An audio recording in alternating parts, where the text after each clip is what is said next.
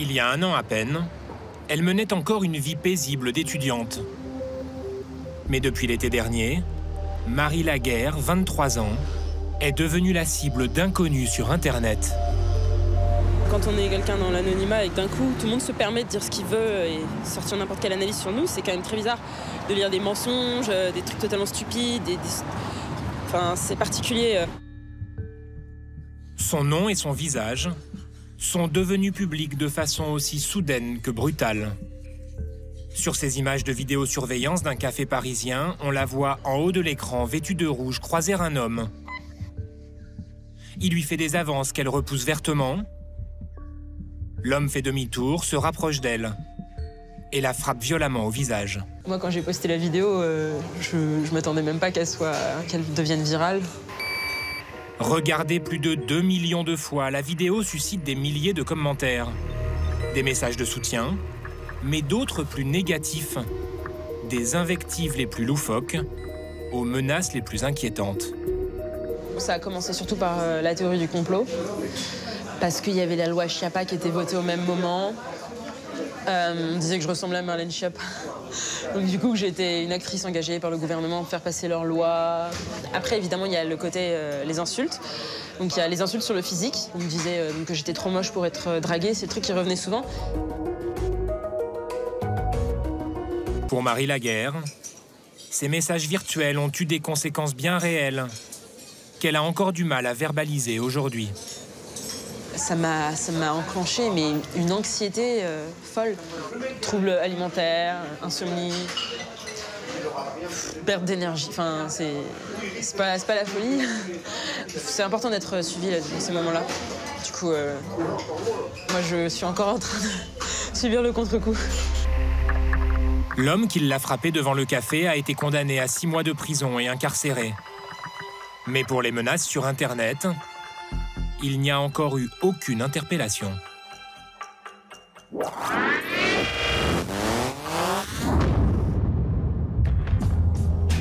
Facebook, Twitter, YouTube, Instagram, sur les réseaux sociaux ou les forums Internet, c'est parfois le défouloir public. Un déchaînement de haine qui peut viser une communauté ou cibler des personnes isolées. Fort du sentiment d'impunité permis par l'anonymat sur Internet, certains multiplient insultes, appels à la haine, menaces de mort. Les victimes sont des anonymes ou des célébrités. Dernière en date, la chanteuse Louane insultée sur son physique lors de la dernière cérémonie des victoires de la musique. Bilal Hassani, le candidat français au concours de l'Eurovision, est lui victime d'insultes homophobes et racistes. Nicolas Hénin, journaliste, ancien otage en Syrie, a reçu des milliers de menaces de mort, le visant lui et ses enfants. Son tort, avoir dénoncé publiquement un compte Twitter extrémiste.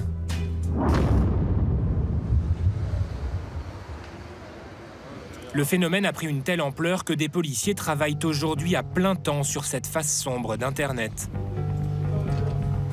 La plateforme Pharos a été créée en 2009, à l'origine pour traquer la pédopornographie et les escroqueries en ligne. Depuis 3 ans, 5 policiers, dont Pierre, se consacrent exclusivement aux messages haineux et à la discrimination. Donc ça, c'est notre espace de réception, où arrivent les signalements. C'est l'internaute lambda qui nous signale sur Twitter, sur n'importe quel support, en fait, une incitation à la haine pour lui. Ce sont des internautes, mais aussi des éditeurs de sites ou des organismes publics qui leur indiquent les contenus choquants. 14 000 signalements l'année dernière. Donc je vais prendre un signalement. Ils m'ont précisé article 40 du CPP. Là, une administration a saisi directement la justice à propos de ce texte posté sur un site internet. La racaille gauchiste à laquelle s'est jointe la vermine immigrée. Et donc les pillages des banques de nez et de melons n'ont pas besoin de slogan autre que la France. Là, on est vraiment dans la provocation à la haine caractérisée. Du coup, on va capturer. Pierre enregistre toutes les données de cette page au cas où celle-ci serait effacée par le site avant que la justice ne commence son enquête. Voilà, c'est chez nous. Capture est faite. À peine 3 minutes pour traiter ce signalement. Et réémigration pour Nabil. Sous les yeux de Pierre, le pire d'Internet s'enchaîne.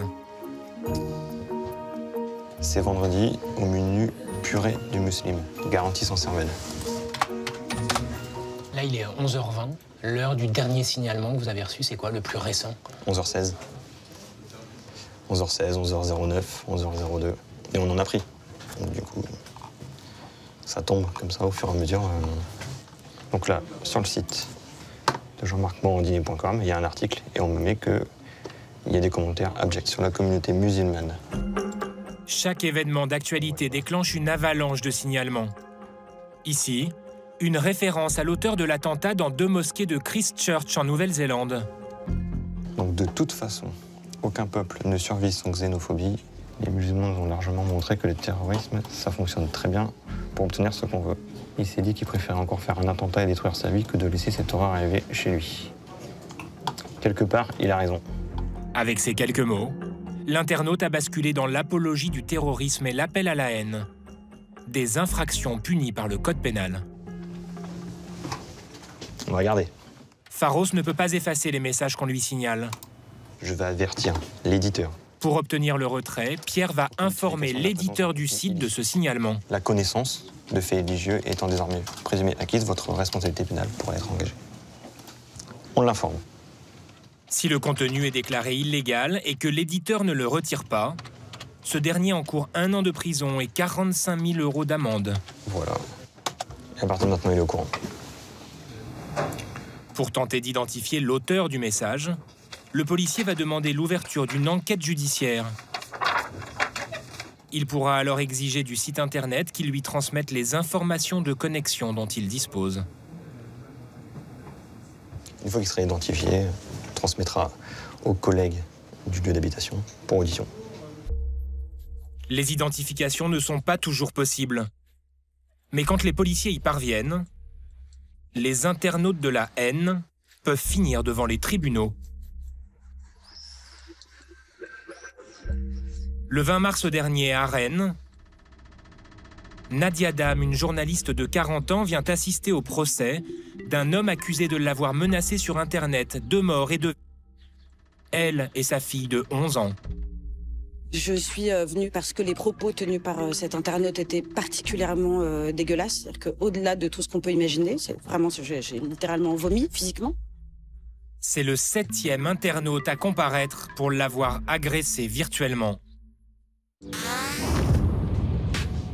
Tout a commencé en novembre 2017. 6h56, c'est l'heure du coup de patte de Nadia Dam pour les trolls ce matin.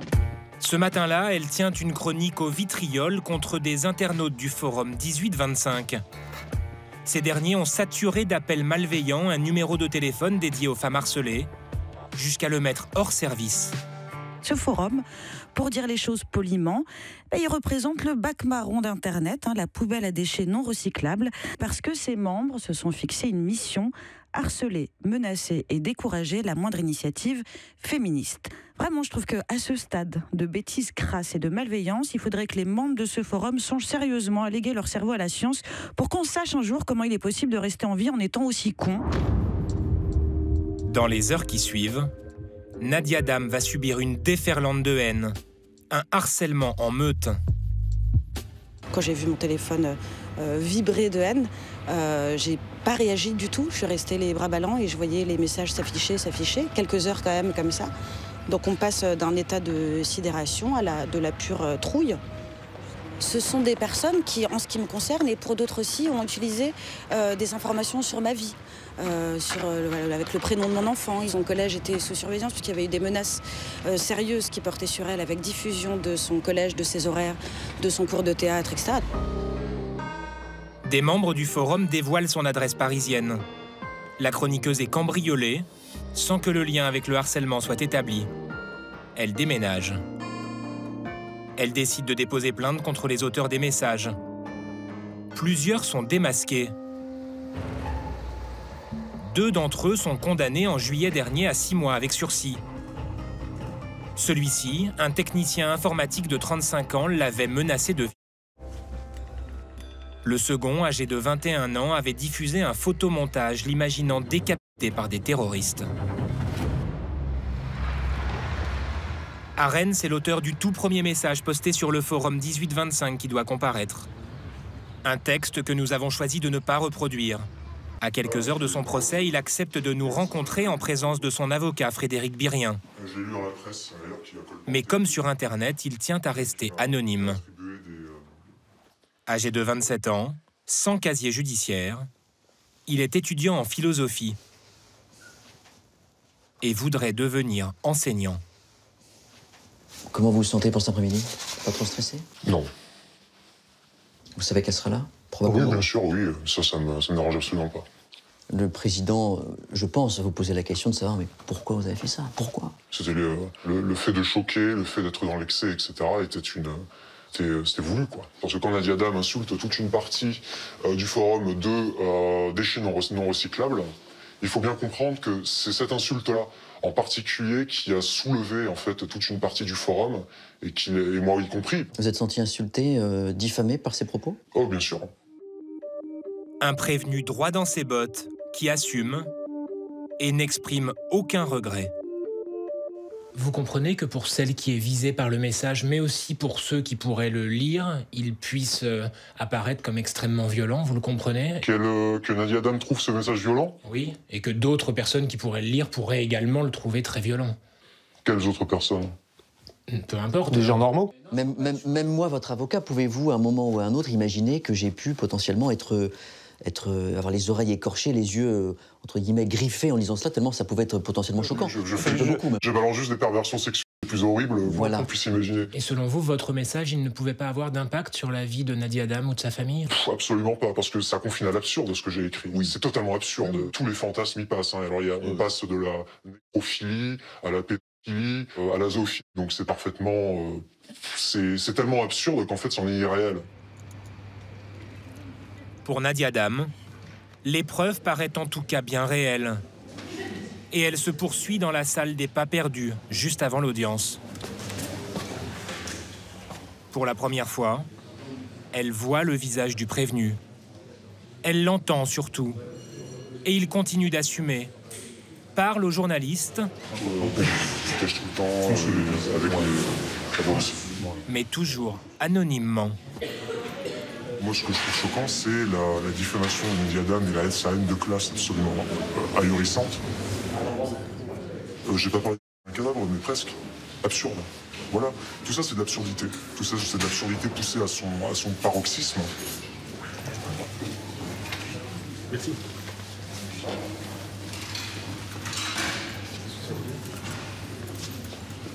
Une attitude que l'avocat de la victime n'avait vue dans aucun des procès précédents. La plupart des prévenus qui sont jugés pour ce type de fait regardent leurs chaussures et présentent des excuses un petit peu anodintes. Là, on a quelqu'un qui va se revendiquer et qui se revendique d'avoir écrit des mots absolument abjects. Le contraste sera tout aussi saisissant pendant l'audience. Le président lit le message. À la barre, le prévenu rit silencieusement. Derrière lui, Nadia Dame écrase une larme. L'étudiant est condamné à 5 mois de prison avec sursis et 2 500 € d'amende. Il a décidé de faire appel. Si l'affaire Nadia Dame a pu arriver jusqu'au tribunal, c'est que le forum Internet a coopéré en transmettant les informations sur ses membres. Mais d'autres plateformes semblent parfois fermer les yeux sur des messages haineux. Ces derniers mois, une députée en fait l'expérience. Aux yeux de certains internautes, Laetitia Avia a tous les défauts. Il ne se passe pas un jour sans que je ne reçoive une insulte raciste sur les réseaux sociaux. C'est mon physique, c'est tout ce que je suis, femme, noire, politique, issue de banlieue, tout cela c'est beaucoup trop pour eux. Des messages qu'elle signale aux plateformes, à Twitter notamment. Arrête de faire ta graisse à plateau, c'est illégal. Le pouvoir aux Toulouse, c'est illégal. Fais-toi des tresses, file en Afrique, c'est purement raciste. Je le signale et j'ai donc cette réponse habituelle. Merci pour votre récent signalement. Nous avons étudié ce dernier avec soin et constaté l'absence d'infraction aux règles de Twitter relatives au comportement inapproprié. Donc en fait, les règles de Twitter sont au-dessus de la loi. Et je peux vous dire que ce message fait bien plus mal que le premier message reçu. J'ai contacté les responsables de Twitter, bien sûr, qui m'indiquent qu'il s'agit d'erreurs. Le problème, c'est que moi, je vois qu'il y a des erreurs de manière systématique. Pour contraindre les plateformes à retirer les contenus illégaux, la députée propose une loi qui menace de les frapper au portefeuille. Pour toutes les plateformes qui seraient lentes et qui ne se conformeraient pas, des sanctions financières extrêmement dissuasives, jusqu'à 4% de leur chiffre d'affaires. 4% du chiffre d'affaires mondial, ce serait une amende record. 1 milliard d'euros dans le cas de Facebook. Alors ces nouvelles mesures favoriseront-elles une prise de conscience des principaux acteurs d'Internet? Facebook France, établi dans ce bâtiment anonyme du centre de Paris, a refusé notre demande de tournage. Mais le service de communication nous a affirmé qu'au niveau mondial, la plateforme avait retiré près de 3 millions de contenus haineux au 3e trimestre 2018. Quant à Twitter France, dont le siège parisien est tout aussi anonyme, pas plus de réactions.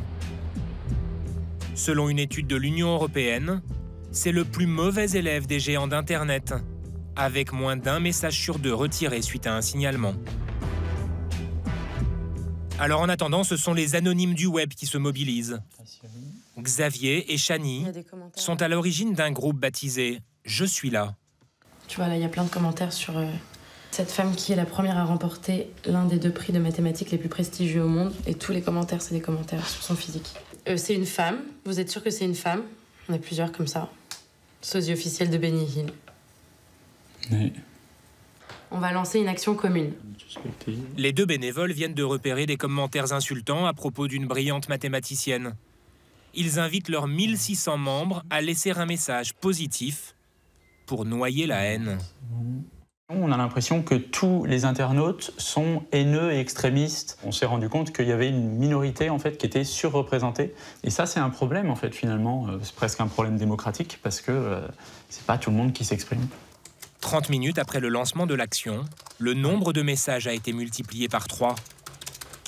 Je te like. Je vais même mettre un gros cœur. Les insultes sont reléguées en bas de page. Sous l'article, on a les commentaires de nos membres avec à chaque fois des likes à foison. En plus, il y a une petite animation quand on clique dessus. Donc... Quelques gouttes de bienveillance pour tenter de diluer la haine sur Internet.